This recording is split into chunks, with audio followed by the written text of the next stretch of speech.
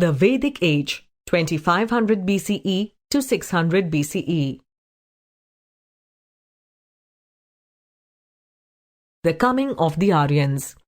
The Harappan civilization started to stagnate by 1500 BCE. Around this time, the Aryans began to arrive in India. Historians believe that the Aryans were a cultured race of people who lived in Central Asia. As their population grew, they had to move out of their homeland to look for new pastures for their animals and places to live. Some of them migrated to India and came to be known as the Indo-Aryans. The Aryans came to India in stages and gradually settled in the Gangetic plains. The phases of the Vedic period. There are two main phases of the Vedic period: the early Vedic period, 1500 BCE to 1000 BCE, and the later Vedic period, 1000 BCE to 600 BCE. During the early Vedic period, the Aryans settled in the Sapta Sindhu region and called it Brahmavarta, or land of the gods.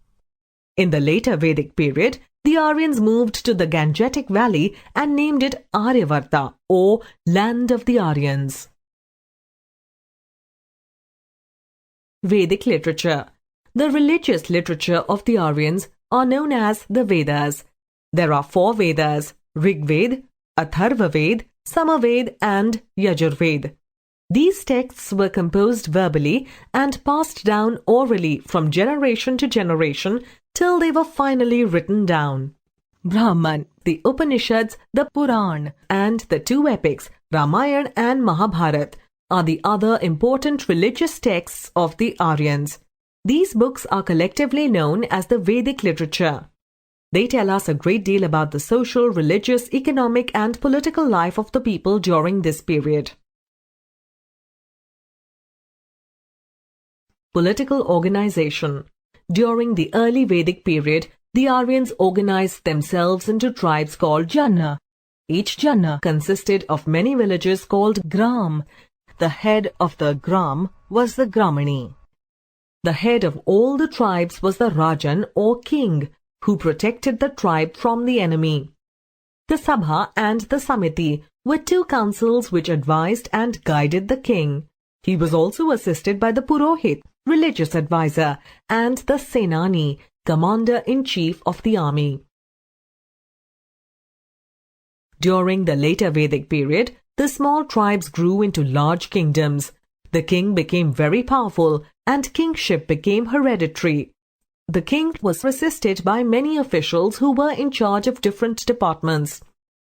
Many rituals and sacrifices or yagnas, like the Rajasuya Yagna and the Ashwamedh Yagna, were performed to confer supreme power on the king.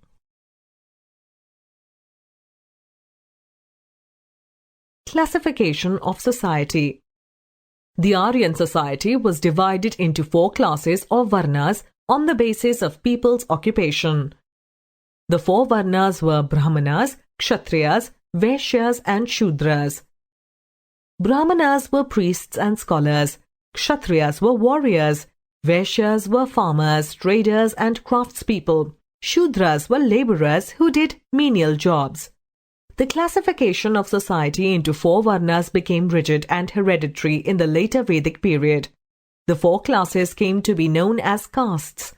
One's caste was determined by birth, and a person born in a particular caste could not change his profession or caste. The 4 ashram. The life of an Aryan was divided into 4 stages or ashram. Brahmacharya was the first stage, when a person stayed with his guru and received education. Grihast was the second stage, when a person married and led the life of a householder. Vanaprasth was the third stage, when one gave up worldly life and went to the forest to meditate. Sannyas was the last stage, when one became an ascetic. Economic life of the Aryans. In the early Vedic period, the Aryans, who were nomads, began to settle down. They practiced agriculture and reared livestock. Other than those involved with agriculture, there were also chariot makers, potters, leather workers, and weavers. By the later Vedic period, the Aryans led a settled life. Agriculture became their main occupation. They improved their farming implements and became prosperous. Their towns and cities grew during this period. Trade developed by the barter system. During this time, many people used painted grey vessels, which have been found in many sites in northern India. Religion.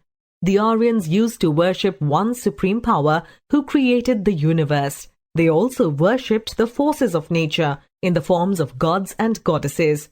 The most important god was Indra, the god of rain and thunder.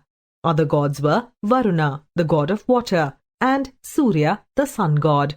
During the early Vedic period, there were no idols or temples. They worshipped their gods in the open. The yagnas were performed by the brahmanas and all the family members participated.